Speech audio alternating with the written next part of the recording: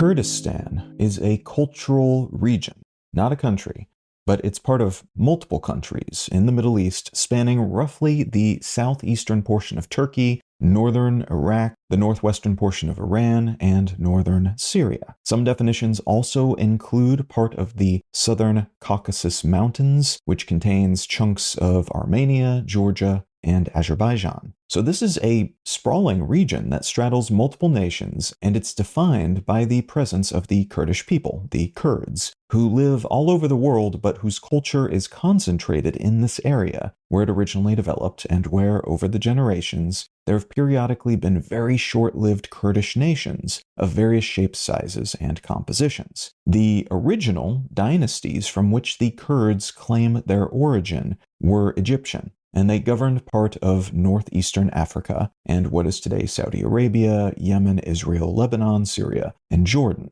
That was back in the 8th to 12th centuries, during which Saladin, who was the Sultan of both Egypt and Syria during part of his reign, played a major historical role leading Muslim military forces against the Christian Crusader states during the Third Crusade, and leading those forces to victory in 1187, which resulted in Muslim ownership of the Levant, even though the Crusaders continued to technically hold the Kingdom of Jerusalem for another 100 years or so until 1291. Saladin was Kurdish and kicked off a sultanate that lasted until the mid-13th century, when a diverse group of former slave soldiers called the Mamluks overthrew Saladin's family's Ayyubid sultanate and replaced it with their own. So Kurdish is a language spoken in that Kurdistan region, and the Kurds are considered to be an Iranian ethnic group because Kurdish is part of a larger collection of languages and ethnicities in that part of the world, though many Kurds consider themselves to be members of a stateless nation, similar in some ways to pre-Israel Jewish people, Tibetan people under China's rule, or the Yoruba people who primarily live in Nigeria, Benin, and Togo, but who were previously oriented around a powerful city-state in that region, which served as the central loci of the Ife Empire, before the Europeans showed up and decided to forcibly move people around and draw new borders across the African continent. The Kurds are likewise often politically and culturally powerful, and that's led to a lot of pushback from leaders in the nations where they live and at times operate as cultural blocs. And it's led to some very short-lived Kurdish nations these people have managed to establish in the 20th century, including the Kingdom of Kurdistan from 1921 to 1924, the Republic of Ararat from 1927 to 1930, and the Republic of Mahabad, which was formed as a puppet state of the Soviet Union in 1946 in northwestern Iran, following a Soviet push for Kurdish nationalism in the region, which was meant to prevent the Allies from controlling the region following World War II, but which then dissolved just a few months after its official formation due to waning support from the Kurdish tribes that initially helped make it a reality. What I'd like to talk about today is the Kurdistan Workers' Party and why this group's recent ceasefire with the Turkish government is being seen as a pretty big deal.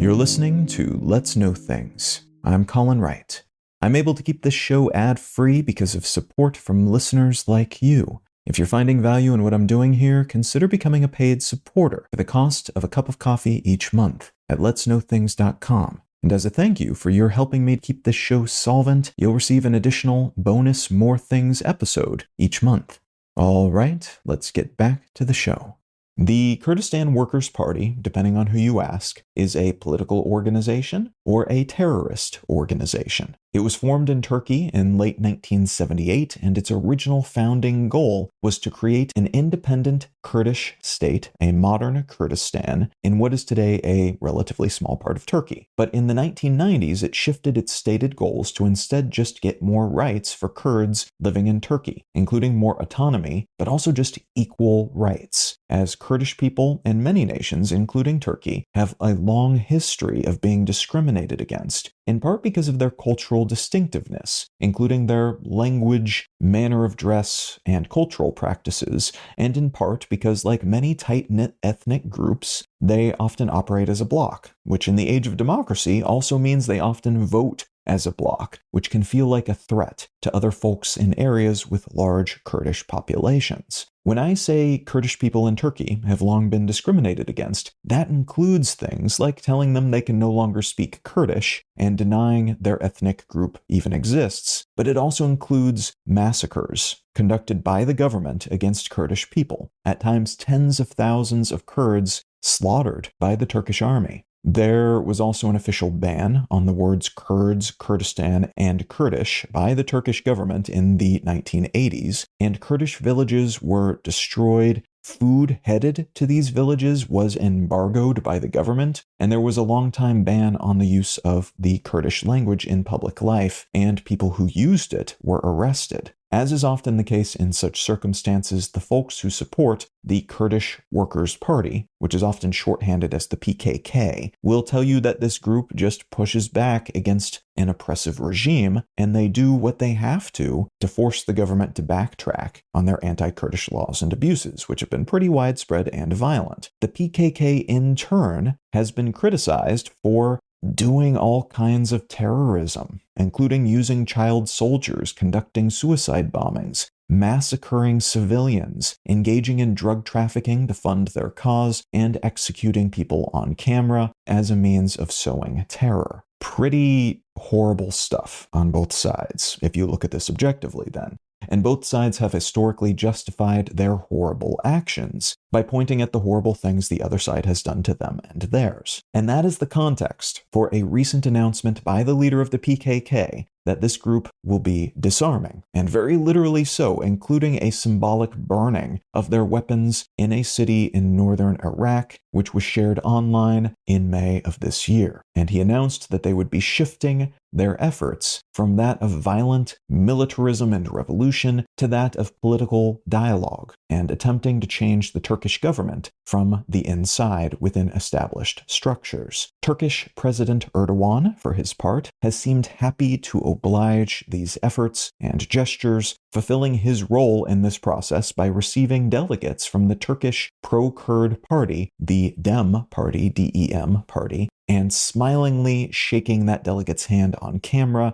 basically showing the world and those who have played some kind of role in the militant effort against the Turkish government that this is the way of things now. We are not fighting physically anymore. We are moving on to wearing suits and pushing for Kurdish rights within the existing governmental structures. And you can tell that this is what we're doing now because Erdogan and a member from this party that he does not like are smiling and shaking each other's hands. The founder of the PKK, Abdullah Öcalan, got in on the action as well, releasing a 7-minute video from prison, which was then broadcast by the PKK's official media distribution outlet, saying the fighting is over. This was his first appearance on camera in 26 years, and he used it to say that their effort paid off. The Kurds now have an officially recognized identity, and it is time to leverage that victory, that identity, politically to move things in the right direction and a more peaceful direction. Erdogan's other messages on the matter to the Kurdish people, but also those who have long lived in fear of the PKK's terrorist mass violence efforts, have reinforced that sentiment, saying that the Kurds are officially recognized as a political entity, and that is how things will play out from this point forward. And this will be good for everyone.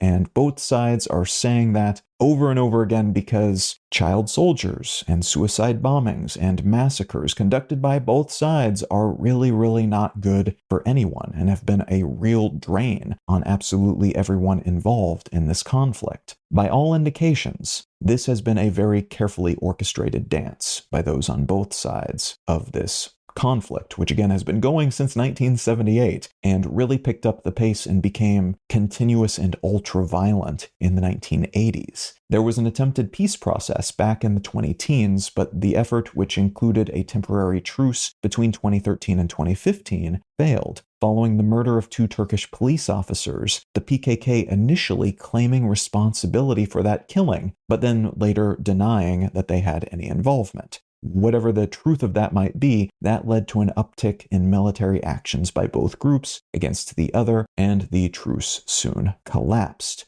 This new peace process began in 2024, really took off in late February of 2025, when that aforementioned message was broadcast by the PKK's leader from prison, after lawmakers from that pro-Kurdish DEM Party worked to liaise between him and the Turkish government, and eventually helped negotiate the resulting mid-May of 2025 disarmament. Turkey's military leaders have said that they will continue to launch strikes against PKK-affiliated groups that continue to operate, and the PKK's disarmament announcement has been embraced by some groups, while others, like the Syrian Democratic Forces, which is tied to the PKK but not directly affiliated with them, have said that's cool, but this truce does not apply to them. Most governments globally have heralded this disarmament as a major victory for the world, and for Turkey in particular, though the response within Turkey and in Kurdish areas especially has apparently been mixed, with some people assuming the Turkish government will backtrack and keep the DEM Party from accomplishing much of anything, and worrying about behind-the-scenes deals, including a reported agreement between Erdogan and the DEM Party to support Erdogan's desire to transform the Turkish government into a presidential system, which would grant him more direct control and power, while others are seemingly just happy to hear that the violence and fear might end. Also notable here is that a lot of Turkey's foreign policy has revolved around hobbling and hurting the PKK for decades, including Turkey's initial hindering of Sweden's accession to NATO, which was partly a means of getting other nations to give the Turkish government stuff they wanted, like upgraded military equipment, but was also a push against the Swedish government's seeming protection of people associated with the PKK, since Sweden's constitution allows people to hold all sorts of beliefs, including supporting that type of movement. Some analysts have speculated that this could change the geopolitics of the Middle East fundamentally, as Turkey has long been a regional power, but has been partly hobbled by its conflict with the PKK, and the easing or removal of that conflict could free them up to become more dominant, especially since Israel's recent clobbering of Iran seems to have dulled the Iranian government's shine as the de facto leader of many Muslim groups and governments in the area. It's an opportune time for Erdogan to grab more clout and influence, in other words, and that might have been part of the motivation to go along with the PKK's shift to politics. It frees him and his military up to engage in some adventurism and or posturing further afield, which could set Turkey up as the new center of Muslim influence, contra the Saudis' more globalized version of the concept, militarily and economically. Turkey could become a huge center of geopolitical gravity in this part of the world, in other words, elbowing aside Iran from that position, and that seems even more likely now that this disarmament has happened. It's still early days in this new seeming state of affairs, though, and there is a chance that the Turkish government's continued strikes on operating PKK-affiliated groups could sever these new ties. But those involved seem to be cleaving to at least some optimism, even as many locals continue to hold their breath and hope against hope that this time is different than previous unsuccessful attempts at peace.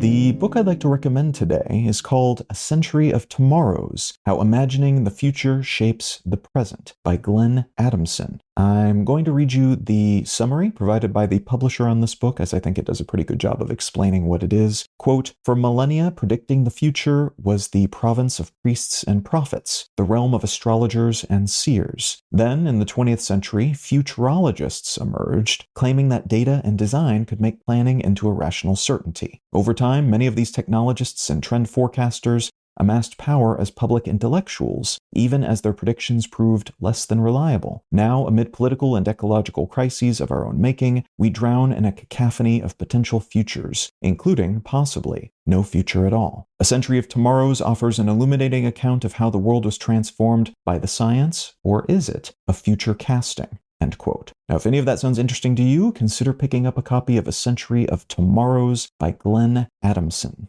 Let's Know Things is a listener-supported show. I don't make any money from ads, only what listeners contribute by becoming paid supporters at letsknowthings.com. If you're not in the position to become a paid supporter at the moment, consider leaving a quick review wherever you get your pods. Those help get the show in front of more people and lend a hint of credibility to independently made shows like this one. A huge thanks in advance, whatever shape your support might take.